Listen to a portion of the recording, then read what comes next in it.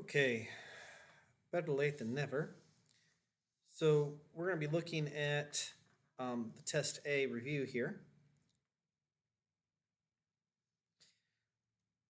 The way that we undo subtraction is through addition, so we'll add 5/9 to both sides.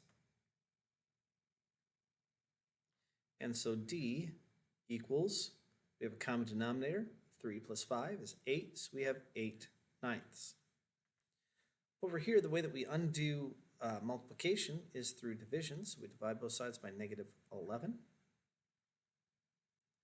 Oops, that didn't show up very well.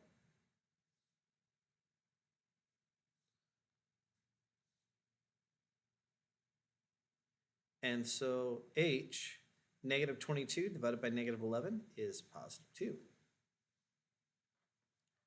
Number 3, the way that we get rid of a fractional coefficient is by multiplying by the reciprocal. So we're going to multiply both sides by -2/5.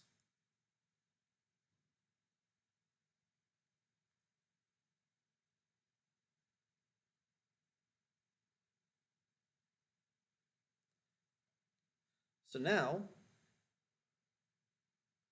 45 divided by 5 is 9, times 2 is 18, so we have -18. Over here, we're going to subtract the 3/2 from both sides because that's the constant. And then we have x over 6 equals, well, 3/2 minus 3/2 is 0. And I'm going to do a rewrite over here. X over 6 equals 0. The way that we undo division is by multiplication. So we're going to multiply both sides by 6. And that gives us that x is 0. Number 5, we're just going to write an inequality. So it's C, that's what we start with. Minus means subtract. 7.3, that's a number. This phrase right here, is less than, tells us to use the inequality symbol for less than, and then 6. That's all we need to do. Number 6, we're just telling if -5 is the solution of this inequality. So we take the -5 and we replace y. So we have -5 plus 8 is greater than 3. Well, -5 plus 8 is 3. Is 3 greater than 3? Nope. Number 7, we're going to solve the inequality. The way that we do that is we add 3 to both sides. So x is less than 8. We write down the 8, open circle, shade to the left for less than. Number 8, we divide both sides by 8. And so x is greater than or equal to 1. So we draw the 1, close the circle, and then we shade off to the right. And number 9, we add 9 to both sides because we have to remove the constant first. And we have -4b is greater than, -5 plus 9 is 4. To eliminate this coefficient, we divide by a -4. But when we divide by a negative, we have to flip the inequality sign around. So that gives us b is less than -1, which means we have open circle on -1 and shade to the left. Number 10, the area of a triangle is no more than 30 square inches. So we know a couple things. Area of a triangle is 1/2 base times height. And in our case, area is no more than, which means it's less than or equal to 30 square inches. Now, with the area being 1/2 base times height, we're going to go 1/2, and we look at the drawing. This is your base. This is your height. So we have 1/2 base is 10, height is a, and less than or equal to 30. Half of 10 is 5. And the way that we undo multiplication is through division. So that means a is less than or equal to 6, and that's 6 inches. So we can be at most 6 inches. So our height of a triangle can be at most 6 inches. Let's take a look at the next page. For this problem, we're going to add some like terms first. We're going to take a 7z plus -9z. That will give you negative 2z plus 5 is less than, and then we're going to go 18 plus 7, which is 25. We eliminate the constant first, so we subtract 5 from both sides. That gives us negative 2z is less than 20. To eliminate our coefficient, we divide both sides by negative 2. In dividing both sides by negative 2, this inequality sign has to flip around. So we have z is greater than negative 10. So we have an open circle on negative 10, and we shade to the right. So the next problem here, I'm going to set up, but I would like you to pause the video after I set it up so that you can try solving it yourself. You have $84.25. You earn additional money by mowing lawns. Then you purchase a new pair of shoes for $75.49.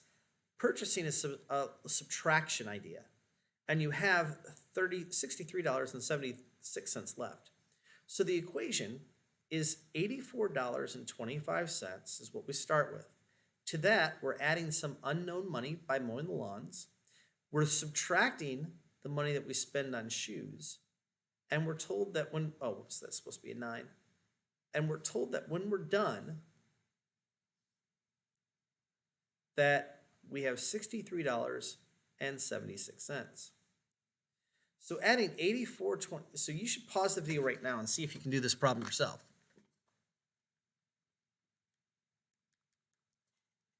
So we're going to go 84.25 minus 74.49, and that gives us, or sorry, 75.49, and that gives us 8.76 plus the money that we earned mowing lawns, and we still have $63.76 left over.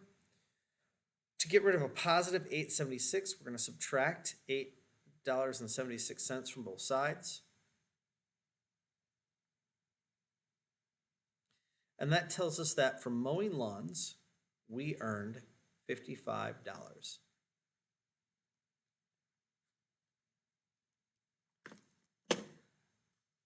This next problem, I'm also going to show you guys a setup issue here. And then after we set it up, hopefully you can stop the video and tackle it. A cyclist travels north at along a road at a constant speed of 16 miles per hour. At 1 o'clock, a runner is 40 miles away, running south along the same road at constant speed. They pass each other at 3 p.m. What's the speed of the runner? Okay, let's talk about this first. We know that the cyclist plus the runner equals 40. The reason that is because both of these two, they travel a certain distance, and when you add their distances together, it's going to equal 40.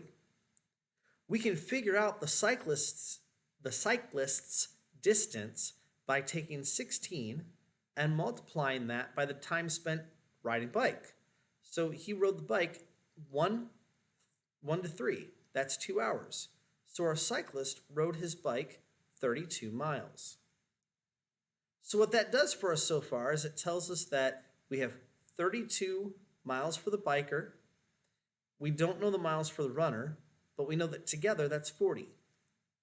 So the way to finish this up here, as far as the equation goes, is we stop and go, okay, I don't know the runner's distance, but I do know that rate times time equals distance. So what I can do is I can change this to be 32 plus, I know that the runner's running for 2 hours at some speed, which I'm going to call x, and that'll equal 40. So we subtract 32 from both sides, and that gives us 2x equals 8. Divide both sides by 2, and x equals 4 miles per hour.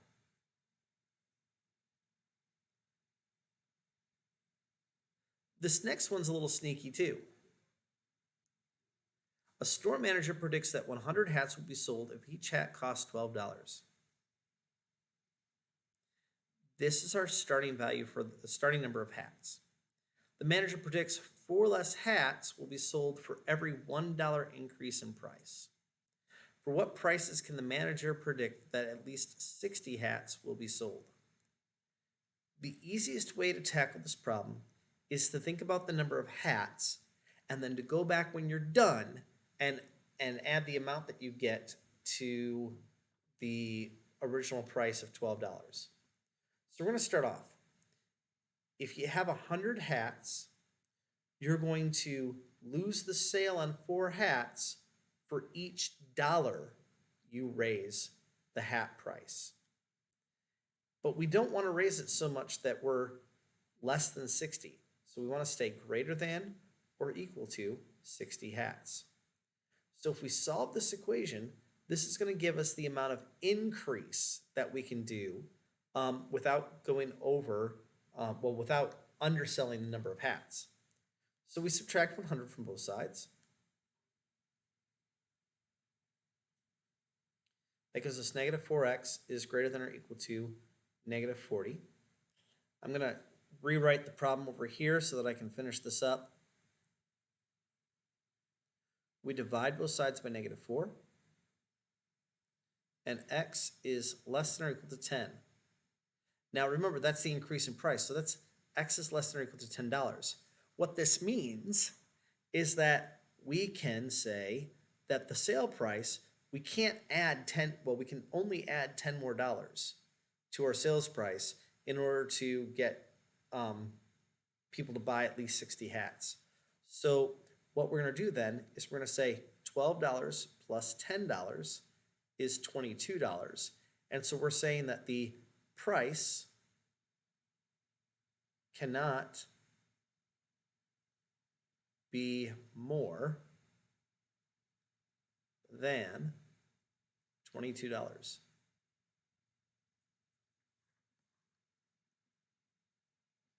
This last one's also a little tricky. 148. Oh, let me read the problem. You attempt an obstacle course 5 times. The table shows the amounts of times that it takes you to complete the course on your first 4 attempts. For what values of x will you have the mean time no greater than 150 seconds? Let me show you a couple things. Before I go further, let's say I didn't know any of these times, okay? We're going to pretend I don't know any of those times. So I would have times divided by 5 would equal 150. That's how we would solve this problem. We would say, hey, all of my times added together divided by 5 would equal 150.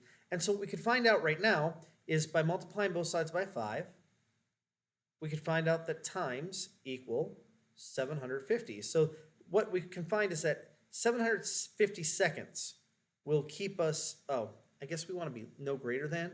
So 750 seconds would keep us at a total less than 150 seconds for an average of 5 trials.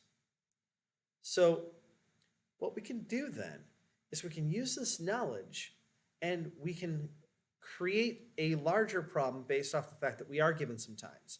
So we can go 148 plus 138 plus 155 plus 176 plus x. Now if we wanted to, and if you understand to, you can go ahead and set this as less than or equal to 750. But I want to show you guys how I think the problem was meant to be done. So we have all this sum divided by 5 is less than or equal to 150. If we add those 4 numbers up, we get 617 plus x is less than 5. We can't get into that 617 yet, so we have to multiply both sides by 5, just like we did over here. And so that would give us 617 plus x is less than or equal to 750. Subtract 617 from both sides. And that would give us that x is less than or equal to 133 seconds. So we have to complete that obstacle course in less than 133 seconds, less than or equal to 133 seconds. Good luck with that, because that's a lower average time. Well, that's a lower time than your other times altogether, so you got to do a really good job. But the point on the math being is that we could create this large equation, well, large inequality right here to solve the problem. I would like to show you what I said. What I said a moment ago was we could have just gone 148 plus 138 plus 155 plus 176 plus x is less than or equal to 750. We got that 750 from over here. And at that point, you have 617 plus x is less than or equal to 750, which then we subtract 617 from both sides. And that gives you that x is less than or equal to 133 seconds. This is I don't care which way you solve it. One way the first way is probably more elegant because it has two steps and is only using one inequality. So that's a better way to go. Likewise, number 14 has a more elegant solution as well. So you can stop the video if you haven't already, but I'm going to go back to number 14 and show you a more elegant solution because I think that number 14 is worth the elegant solution. So what we have in number 14 is we knew that 100 hats will be sold if each hat costs $12. And the manager predicts that 4 less hats will be sold for every $1 increase in price. For what prices can the manager predict that at least 60 hats will be sold? So what I'm going to do, last time I had said 100 minus 4x. So this time I'm going to change this to be, I'm going to use a different variable. I'm going to use n. N is going to be new sale price. So what we're doing then is we're saying 100 minus 4 times the new sale price minus 12. Because the new sale price minus 12 would give you how much increase is going on. And that's going to be greater than or equal to 60. And so if we solve this, we distribute that negative 4 through, so that's negative 4n plus 48 is greater than or equal to 60. And then now we can add like terms. 100 plus 48 is 148 minus 4n is greater than or equal to 60. We can subtract 148 from both sides, minus 148. This gives us negative 4n is greater than negative 88. We can then divide both sides by negative 4. And n, when we flip the sign around, is less than or equal to $22. So the new price can be up to $22. And that's what I mean by more elegant, is that we can solve it all in one inequality instead of needing 2 steps. But this takes some extra thought. And it's some extra thought that I'm not sure that we all have yet. And that's okay. So whichever way you can do the problem, you can do the problem. So there you go. Hope you have a good evening. Bye.